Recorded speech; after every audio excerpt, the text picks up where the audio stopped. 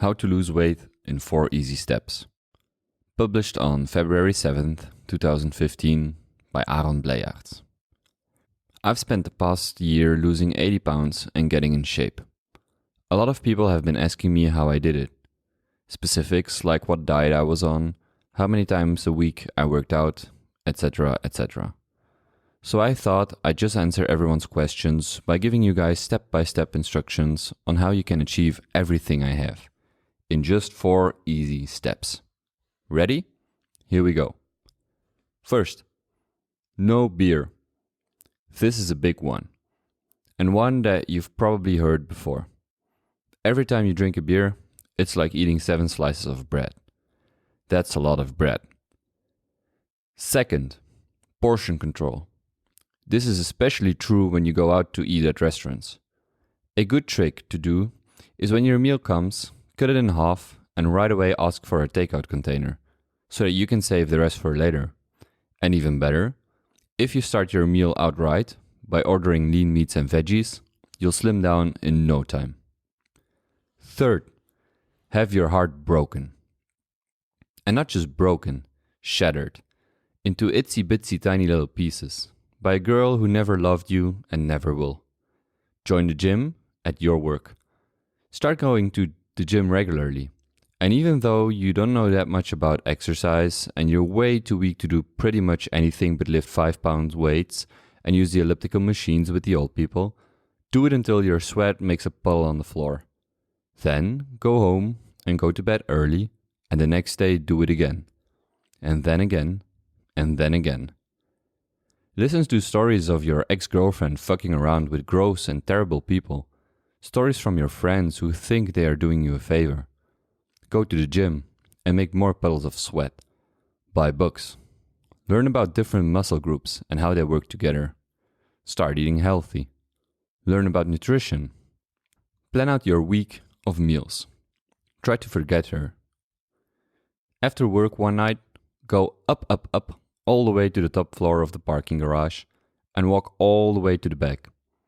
Look out at the twinkling lights of the skyscrapers of downtown Los Angeles and think about how every single one of those office lights represents a person. Try to imagine how they feel, what they're doing right then, if they miss someone special, if they wonder if someone special misses them. Then realize that most of these lights are probably shining into offices with no one in them except for a custodian or two. Realize you are alone, that you are staring at no one. Turn your collar up against the cold and drive home to a meal of a single chicken breast and steamed vegetables. Go to sleep. Go back to work. Go to the gym. Sweat. Buy a scale. Pick a goal weight. Imagine the goal weight as a shining beacon on a hill. You are at the bottom, in the dark. Talk to her at work. Notice the awkward way she walks in high heels and her goofy smile when she looks over at you. Feel something clench inside your chest. Think about the gym and what muscle groups you are going to work that night. Get on the treadmill. Push yourself to level 3, then level 4, then 6.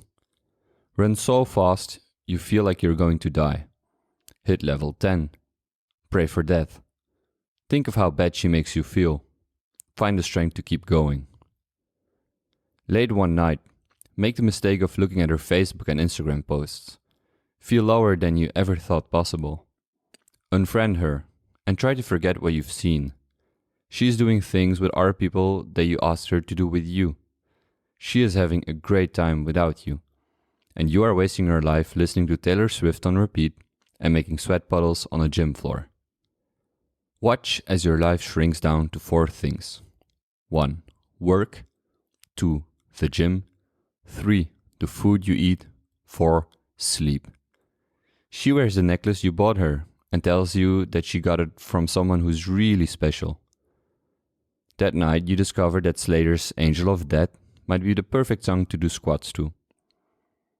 Start to make friends at the gym. Vince and you spot each other on Wednesdays. Chase and you spot each other on Fridays. You used to look down on bro nods and fist bumps, but since that's how gym rats communicate, that's become the language you speak most often. Work, gym, food, sleep. Over and over. More sweat puddles. More fist bumps. You run hundreds of miles and lift thousands of pounds. You start to see new people working out here and there, and you realize you have done something you once thought impossible. You have become one of the regulars. Once in a while, you are the last one leaving the gym. You make a point to get to the gym earlier, but your workouts start to stretch from 1 hour to 90 minutes to 2 hours. You are now routinely the last person at the gym. You run, you lift, you make more puddles. Your body changes slowly, then all at once. You are suddenly thin and muscular. You hit your goal weight, pick a new one, then hit it again. You go out and buy new clothes. You receive wave after wave of compliments. Your ex tells you that she's seeing someone else. Your chest clenches. You feel exhausted.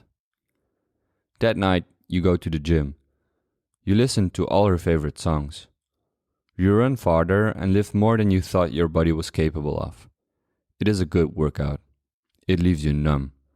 You go home and eat a single chicken breast and steamed vegetables. You go to sleep. You dream of a bottomless black puddle. You stopped drinking alcohol months ago. So now, when you hang out at bars or parties, you don't talk to anyone new. But with your new body and new clothes, gorgeous women hit on you constantly. One time, a woman literally comes up to you and says she thinks you'd be good in bed and hands you a napkin with her number on it.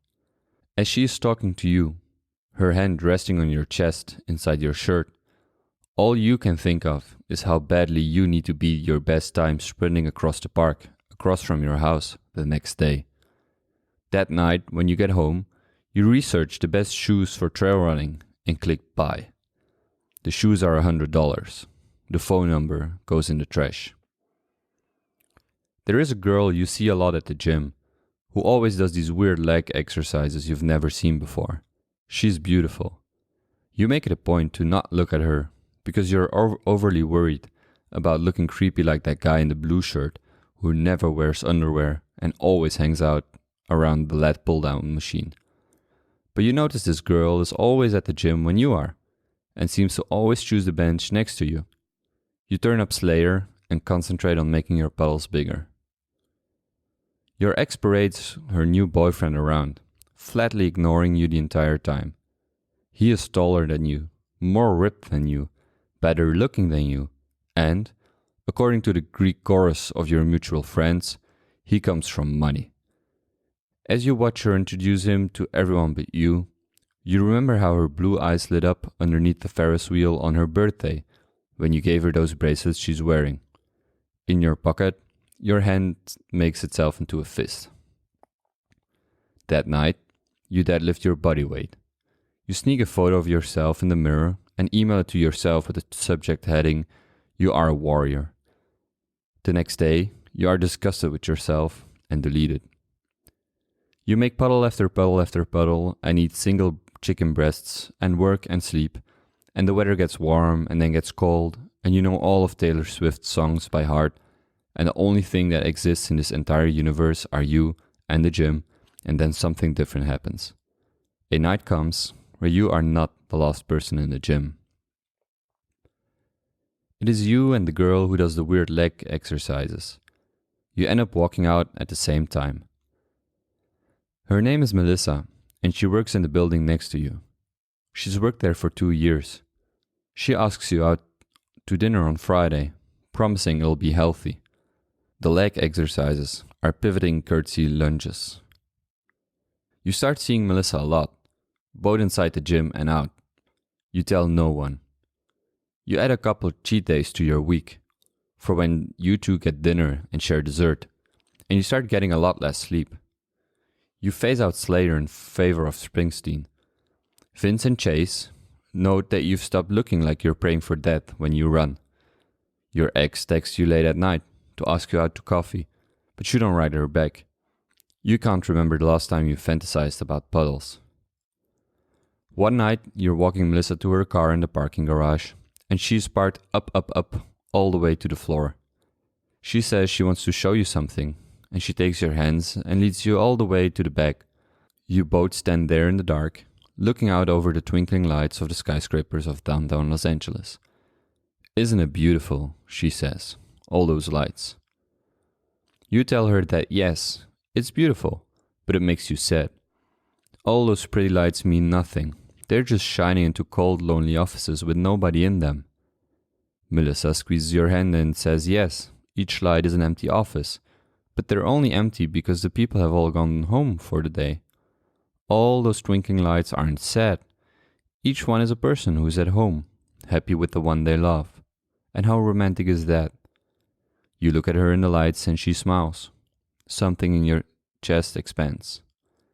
Late one Sunday afternoon, you're writing out your rent check and realize it's been exactly a year since you started working out.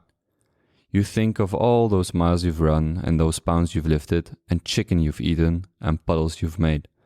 It doesn't seem that bad. You realize that it's not about hitting a goal weight or lifting a weight. It's about being able to wait.